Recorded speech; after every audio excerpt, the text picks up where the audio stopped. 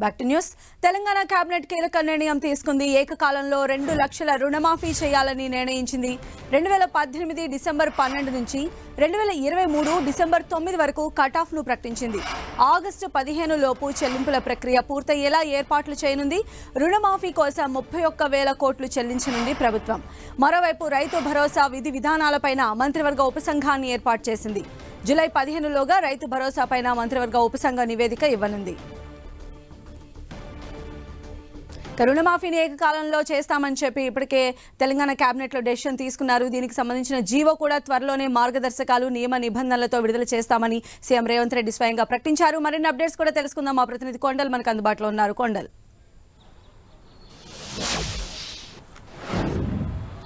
రైతు రుణమాఫీకి సంబంధించి ఇది కీలక నిర్ణయం అని చెప్పుకోవచ్చు. ఎందుకంటే ఎన్నికల్లో ఇచ్చిన హామీ మేరకు మాటను నిలబెట్టుకుంటూ రుణమాఫీ చేస్తున్నామని చెప్పి ప్రభుత్వం ప్రకటించింది. నిన్న కేబినెట్ ఆమోదం కూడా తెలిపింది. అంటే ప్రధానమైన విపక్షాలు దీనిపైన నిన్నటి వరకు కూడా ఆరోపణలు చేశాయి. రైతు రుణమాఫీని ఎట్టి పరిస్థితుల్లో ప్రభుత్వం చేయలేదు, ఇది కేవలం ఓట్ల కోసం ఎన్నికల్లో చెప్పిన హామీగానే విపక్షాలు విమర్శలు చేసిన పరిస్థితి. వీటన్నింటికీ కేబినెట్ ఆమోదంతో తెరపడిందని చెప్పుకోవచ్చు. కేబినెట్లో రైతు రుణమాఫీని అది కూడా ఏకకాలంలో సింగిల్ స్ట్రోక్లో రుణమాఫీ చేసేందుకు ప్రభుత్వం డిసైడ్ అయింది. మొత్తం 31,000 కోట్లుగా అంచనా వేసింది. మొత్తం చూసుకుంటే ఈ రైతు రుణమాఫీ అన్నది దీనిపైన రాష్ట్ర వ్యాప్తంగా రైతులు చాలా ఆశతో ఎదురు చూస్తున్న పరిస్థితి ఉంది.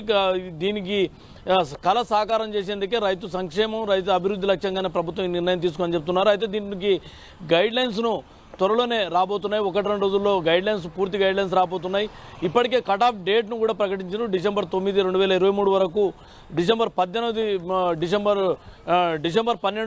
2018 నుంచి మొదలుకుంటే 5 ఏళ్ల పాటు తీసుకున్న లోన్లను మాఫీ చేస్తామని ప్రభుత్వం ప్రకటించిన నేపథ్యం ఉంది. అయితే గైడ్లైన్స్కి సంబంధించి కొన్ని కీలక నిర్ణయాలు ఉండే అవకాశం అయితే స్పష్టంగా కనిపిస్తున్నాయి. దీంట్లో అర్హులు ఎవరు, అనర్హులు ఎవరు అన్నది దీంట్లో ఈ గైడ్లైన్స్లో ప్రధానంగా ఉండబోతుంది.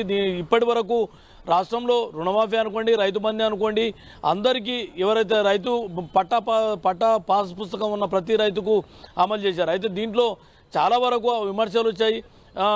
మంత్రులు, ఎమ్మెల్యేలు, ఇలా ప్రజాప్రతినిధులు, పెద్ద స్థాయిలో ఉన్న రాజ్యాంగబద్ధ పదవులో ఉన్నవారు, ప్రభుత్వ ఉద్యోగులు, ఐటీ పేయర్స్, బిజినెస్ మెన్స్, వీరికి కూడా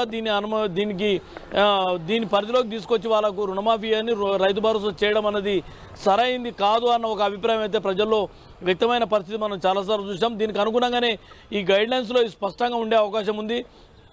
ఈ రుణమాఫీ అన్నది నిజమైన ప్రతి రైతుకు అందే దిశగానే రుణమాఫీ ఉండాలి. ఏ రైతు కూడా అర్హులైన రైతు నష్టపోకూడదు అన్నది ప్రభుత్వం లక్ష్యంగా పెట్టుకుంది. కాబట్టి అదే దిశగా ఈ నిర్ణయాలు ఉంటాయని చెప్తున్నారు. దీంట్లో మంత్రులు, ఎమ్మెల్యేలు, ఎంపీలు, ప్రజాప్రతినిధులు, జడ్పీ చైర్మన్ నుంచి మొదలుకుంటే ఎంపీ, మంత్రి వరకు, ముఖ్యమంత్రి, సిఎస్ వరకు, ఇట్లా వీరందరూ కూడా ఈ రుణమాఫీ అన్నది అమలు కాదు, దీని నుంచి తప్పించబోతున్నారు. ఐటీ పేయర్స్ను దీంట్లో తప్పించబోతున్నారు. అయితే ఐటీ రిటర్న్స్ జీరో ఫైల్ చేసిన వారికి మాత్రం దీంట్లో అర్హులుగానే ఉంటారు.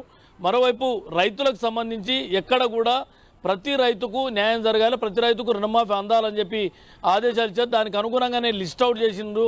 ఈ వ్యవసాయ శాఖకు సంబంధించిన పూర్తి రిపోర్ట్ తర్వాత ప్రభుత్వం ఈ నిర్ణయం తీసుకుంది. కేబినెట్ ఆమోదం తెలిపింది. మొత్తం రాష్ట్ర వ్యాప్తంగా ఒక 47 లక్షల రైతులకు రుణమాఫీ అందుతుందని ప్రభుత్వం అంచనా వేసింది. మొత్తం చూసుకుంటే రేపో మాపో ఈ పూర్తి స్థాయిలో గైడ్లైన్స్ రాబోతున్నాయి. దీని తర్వాత మరింత క్లారిటీ రాబోతుంది. మొత్తానికైతే ఎన్నికల్లో ఇచ్చిన ప్రధానమైన హామీ అనుకోవచ్చు రైతు రుణమాఫీ అన్నది. ఈ రైతు రుణమాఫీని ప్రభుత్వం ఇప్పుడు అమలుకు సిద్ధమైందని చెప్పుకోవచ్చు.